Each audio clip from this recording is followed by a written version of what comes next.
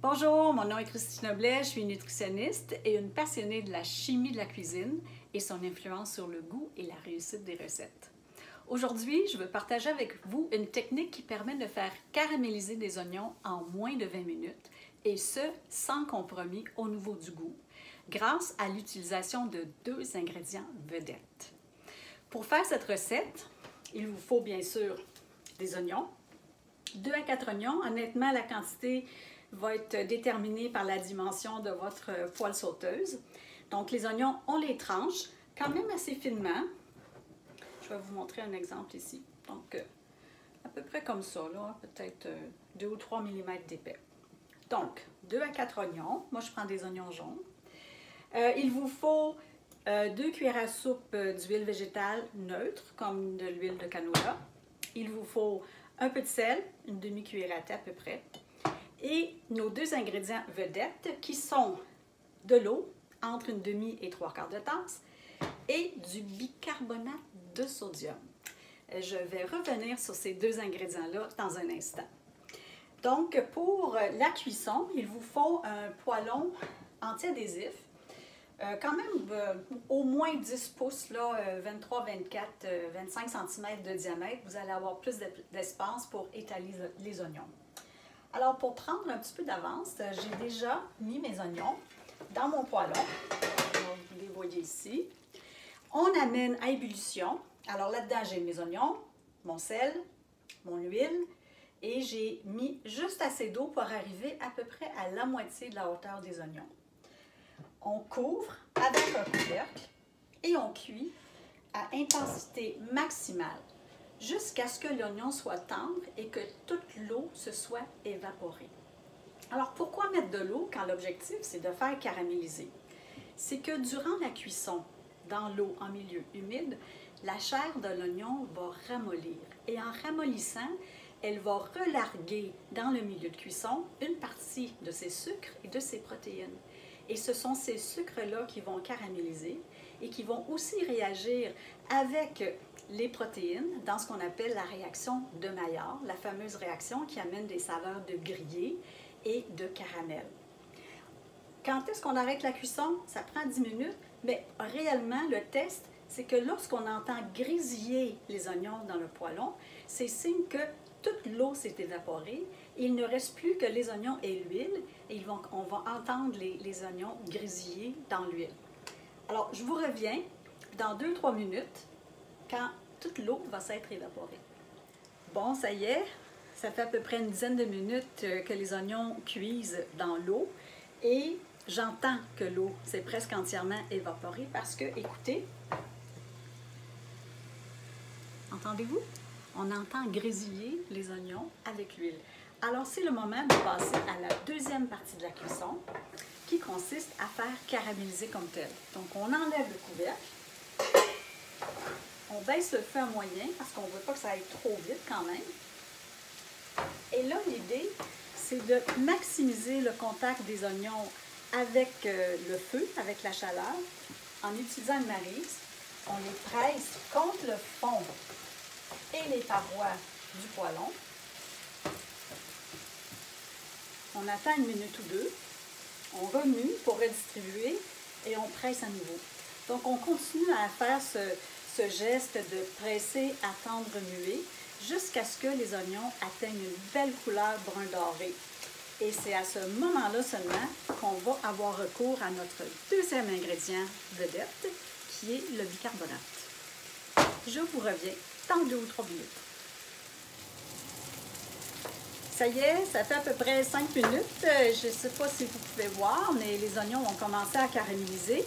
J'ai oublié de mentionner que lorsqu'on remue avec la maryse, c'est important de gratter le fond du poêlon parce que c'est là que les sucres vont caraméliser. Et en grattant, on va comme déglacer et on va aller chercher ces sucres-là qui vont donner tant de goût à nos oignons. Alors, je laisse ça là parce que c'est le moment de vous parler du deuxième ingrédient vedette, le bicarbonate de soude. Alors, pourquoi ajouter du bicarbonate? En fait, il y a 2 raisons. Le bicarbonate, c'est un ingrédient qui est très alcalin.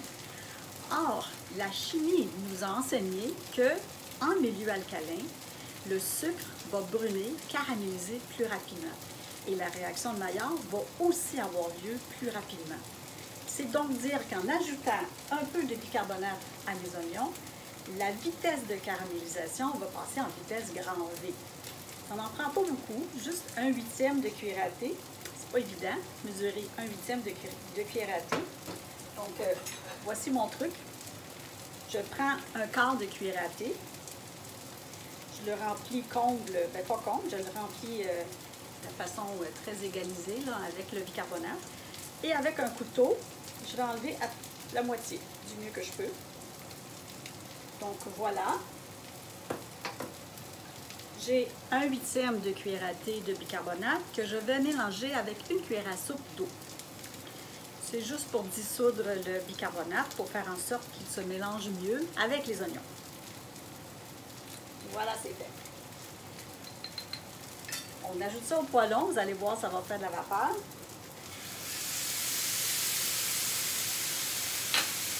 On remue.